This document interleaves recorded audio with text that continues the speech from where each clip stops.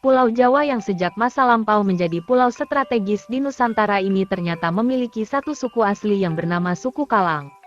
Orang-orang suku Kalang yang berada di daerah Jawa Tengah dan perbatasan Jawa Tengah Jawa Timur ini dikenal sebagai ahli dalam pertukangan, membuat bangunan dan membuat senjata.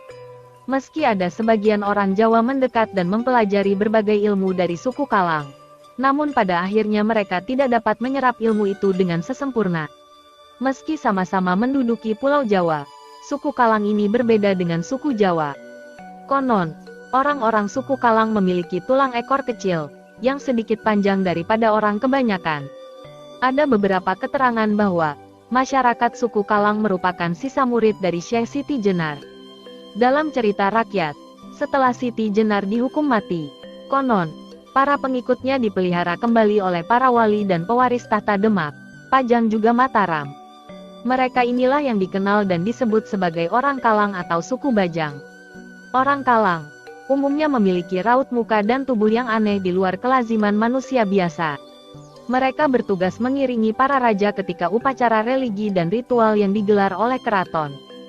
Hingga saat ini upacara yang mengikut sertakan orang Kalang ini masih sering dilaksanakan oleh adat keraton Mataram.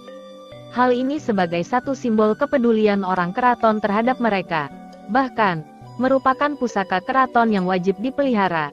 Kemungkinan suku Kalang ini adalah suku asli Pulau Jawa, sebelum orang Sunda dan orang Jawa tinggal di Pulau Jawa.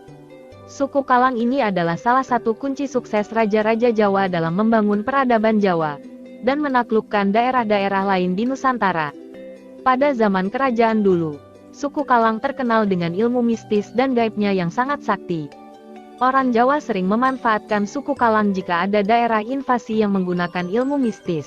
Salah satu yang pernah dikalahkan suku Kalang yakni suku Dayak. Suku Dayak yang terkenal selalu bertempur dengan ilmu sihir pun harus menyerah dengan kesaktian orang-orang suku Kalang yang ternyata menguasai ilmu mistis yang lebih kuat. Saat itu, pasukan Empu Nala dari kerajaan Majapahit sudah hampir dipukul mundur oleh orang-orang Dayak dari kerajaan Nan Sarunai. Laku orang-orang dari suku Kalang ini diterjunkan oleh Empu Nala sebagai pasukan pamungkas untuk menghabisi kekuatan pasukan Dayak. Sang Raja Nan Sarunai Nang Bangaran Raja Anyan, yang bersembunyi di sumur tua yang ditutup 9 buah gong berlapis mantra tingkat tinggi pun mampu terendus keberadaannya oleh penciuman orang-orang suku Kalang. Raja Anyan kemudian ditangkap dan dieksekusi mati oleh Empu Nala, dan dengan demikian akhirnya Majapahit menang dari pertempuran itu. Suku Kalang ini dipercaya sebagai sebuah kelompok masyarakat yang berdiam misterius di seputar Jawa Tengah dan Jawa Timur yang keberadaannya kini entah ada di mana. Dalam sebuah keterangan, dikatakan bahwa mereka sebenarnya bukan suku Jawa, akan tetapi pendatang dari India pelosok yang masih terbelakang alias primitif. Kedatangan mereka ke bumi Nusantara dibawa oleh saudagar-saudagar India sebagai pengawal sekaligus kuli angkut barang. Ini karena diyakini suku Kalang memiliki tenaga aneh dan sejumlah kemampuan di luar akal sehat. Namun, karena terbelakang dan tidak berpendidikan, suku Kalang mudah dibodohi atau diperintah layaknya budak. Pendapat ini dikemukakan oleh P.J. Vet yang menulis buku Java. Namun, Sumar Said Murtono menentang pendapat ini dalam bukunya, Negara dan Usah Bina Negara di Jawa Masa Lampau. Sumar Said memberikan pendapat bahwa suku Kalang adalah suku primitif yang ada di Jawa keturunan Pradravidia atau Porto Melayu yang hanya bisa hidup di hutan secara berpindah-pindah. Meski hampir sama, namun pendapat ini berbeda dengan Robert Reid dalam buku Penjelajah Bahari, Pengaruh Peradaban Nusantara di Afrika, terbitan Mizan. Pelaut Indonesia diindikasikan pernah berada di India Selatan saat era Pradravidia 500 tahun sebelum Masehi. Jika dihubung-hubungkan ketiga pendapat tersebut, bisa jadi suku Kalang sebenarnya adalah orang Indonesia yang melaut hingga India. Namun nasib yang membawa mereka kembali ke Nusantara menjadi budak. Pendapat ekstrim diutarakan oleh Mitsuo Nakamura tahun 1983. Seorang antropolog Jepang yang menyebut suku Kalang adalah keturunan anjing atau kera. Ini karena sebagian dari mereka yang memiliki ekor pendek.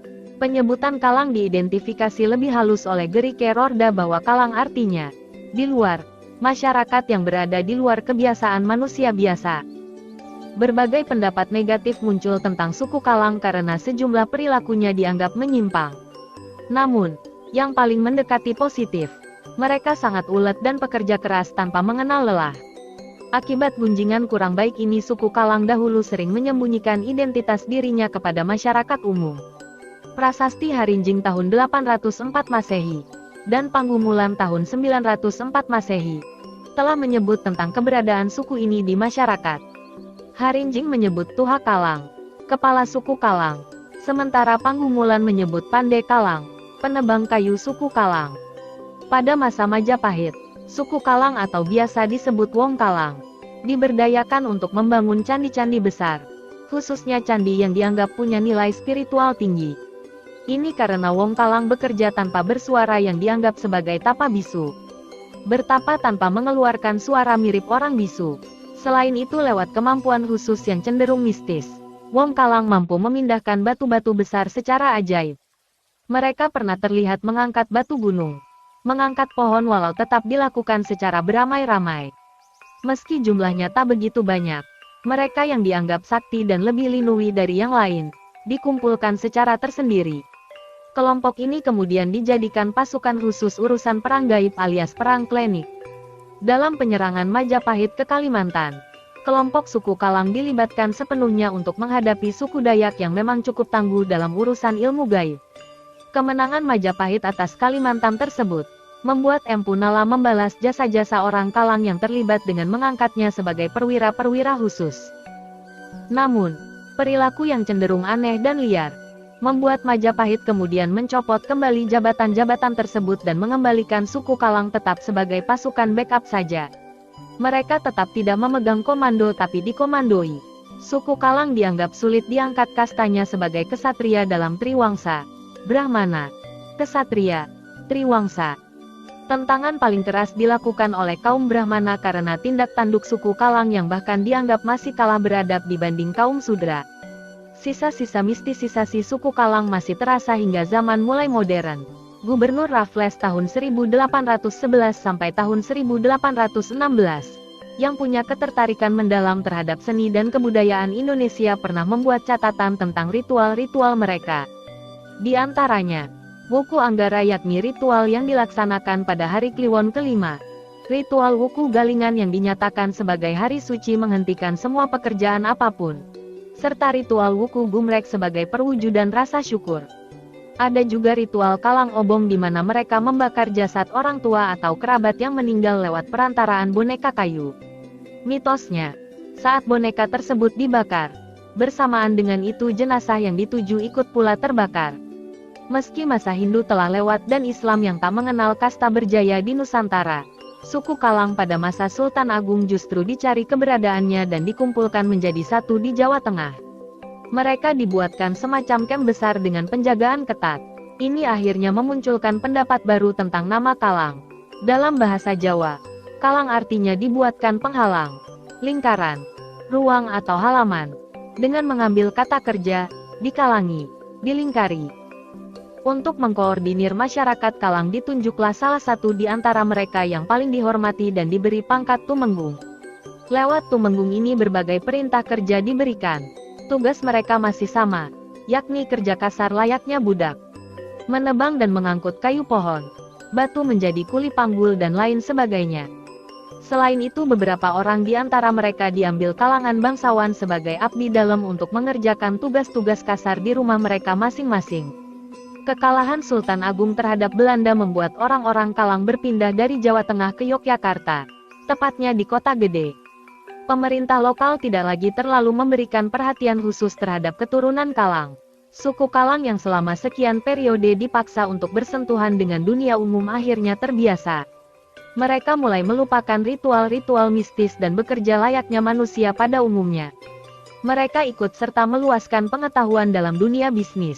Karena watak dasarnya yang ulet, pada masa revolusi kemerdekaan lagi-lagi suku Kalang jatuh menderita. Mereka menjadi sasaran-sasaran penjarahan atau perampokan massal setiap kali ada kerusuhan. Sama dengan yang dialami suku Tionghoa. Saat ibu kota pindah ke Yogyakarta, Sultan Hamengkubuwono IX juga meminta golongan suku Kalang menyumbang dana besar bagi perjuangan republik. Kini suku Kalang tak sehebat dulu. Sekarang mereka mudah ditemui. Surat kabar Suara Merdeka Jawa Tengah di tahun 2008 pernah menurunkan liputan bagaimana suku Kalang hidup di Kendala, Jawa Tengah. Meski tak lagi punya daya lindungi dan kebanyakan masuk Islam, mereka tetap menjalankan ritual-ritual tradisi sesuai apa yang dilakukan leluhurnya. Sepanjang peradaban Kalang, suku unik ini mewajibkan endogami alias menikah di antara kalangan sendiri. Namun zaman telah berubah. Mereka telah sangat banyak melakukan koitus campur berkali-kali hampir setiap keturunan. Darah makin hari makin hilang. Demikianlah sekelumit tentang suku Kalang yang hingga saat ini, keberadaan aslinya masih menjadi sebuah misteri yang tidak akan habis dibahas.